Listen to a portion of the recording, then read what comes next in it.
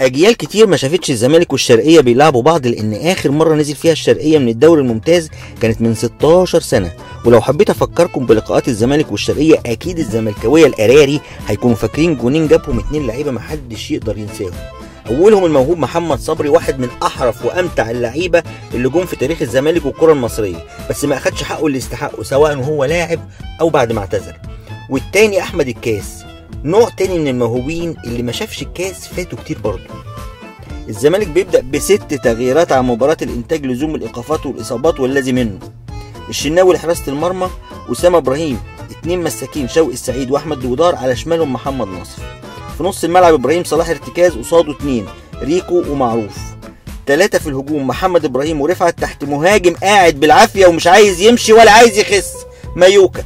واضح ان حلمي مصمم على الورق على الاقل على طريقه 4-3-2-1 مهما كان المنافس، مع ان الادوات اللي تحت ايديه ممكن يستخدمهم في اللعبه باكتر من طريقه حسب قوه المنافس. وكعاده كل الفرق اللي بتلاعب الزمالك بتبدا ضغطه بطول الملعب في اول الماتش، لعل وعسى تخطف حاجه بدري بدري تنام عليها. طول فتره الضغط بتعتمد مين الفريق ومين اللي بيلعب فيه ولياقه لعيبته البدنيه هتكمل معاهم قد ايه بالنظام ده. احمد رفعت بيمين ناحيه الشمال، وبالتالي ناصف بادئ متاخر شويه لتحت، ومعروف بيزيد ناحيه اليمين ما كانش كباله، بس المشكله انه قافل على اسامه ابراهيم، وبقى عامل زي لما تكون سايق عربيه ودايس دبرياش وبنزين في نفس اللحظه، العربيه بتسخن وما بتتحركش وممكن الموتور يفوت. محمد ابراهيم نازل حر في المنطقه من الدايره لمنطقه الجزاء، نفس دور ايمن حفني. بمرور الوقت رجع معروف يميل للشمال على عدلته، وده بالتالي قلل اكتر من زياده ناصف، لان رفعت مقيم جنب الخط، مع ان اول دخول ليه كان هيجيب جون عالمي. الشرقيه سامحه للزمالك يأدي على راحته، ومع ذلك الزمالك ما استغلش حاله الشرقيه المترديه واكتفى بجون اسامه ابراهيم من اسيست حلويات من الحلواني محمد ابراهيم. اسامه عمل زياده هجوميه جوه ال 18 فاجئت كل اللي في الملعب واللي بره الملعب، وغالبا هو كمان اتفاجئ. اعتقد لو معروف كان لسه يمين كان قفل عليه وما كانش زاد بالسهوله دي.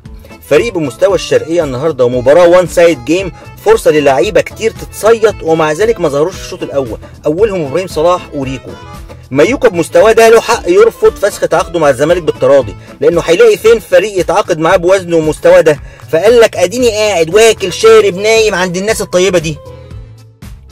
الشوط الثاني بيبدا بسيطره كامله للزمالك وبساط من لمسه واحده ساعدوا عليها ان الشرقيه ما بتمارسش اي ضغط، وفي وسط الرحراحه دي تلاقي احمد جعفر، قصدي ما تلاقيش احمد جعفر غير يا في الاوفسايد يا في الاوفسايد، ولو ربنا فتحها عليه ونزل لتحت مشكلته انه لا بيباصي صح ولا بيديك فرصه انك تباصيله صح.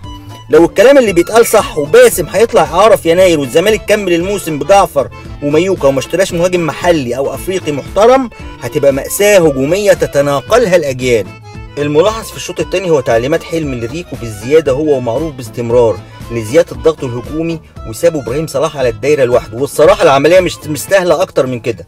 وبعد اسامه ابراهيم ما جاب اول اهدافه مع الزمالك بيستمر في ادائه القوي وبيعمل اسيست الجون الثاني لاحمد رفعت. الواد اسامه ده لو يخس كمان شويه هنشوف احلى كلام. مجموعه تغييرات في الثلث الدفاعي من باب التجربه وجبر الخواطر، فتلاقي حسني نزل مكان ناصف عشان يلعب باك شمال، وبعد شويه تلاقيه هاف رايت، وشوقي يطلع باك شمال بعد ما اسلام نزل مكان معروف. شويه كنافه لوز. ملحوظه اخيره، لما محمد حلمي يريح 4 لعيبه النهارده بانذار ثالث ويلعب اسامه ابراهيم وهو عنده انذارين فيلبس الثالث ويتوقف الماتش الجاي، يبقى حل من 2، يا اما فعلا ما يعرفش ودي تبقى كارثه اداريه، او يعرف ودي تبقى كارثه فنيه. خلاصه الماتش ده ان الزمالك كان نازل يقضيها بالطول ولا بالعرض، ودماغه في ماتش الاهلي الخميس الجاي. ايه ده ماتش الاهلي الخميس الجاي. كابتن حلمي امرك يا كبير. اجهز وجهز الرجاله، عندكم طلعه.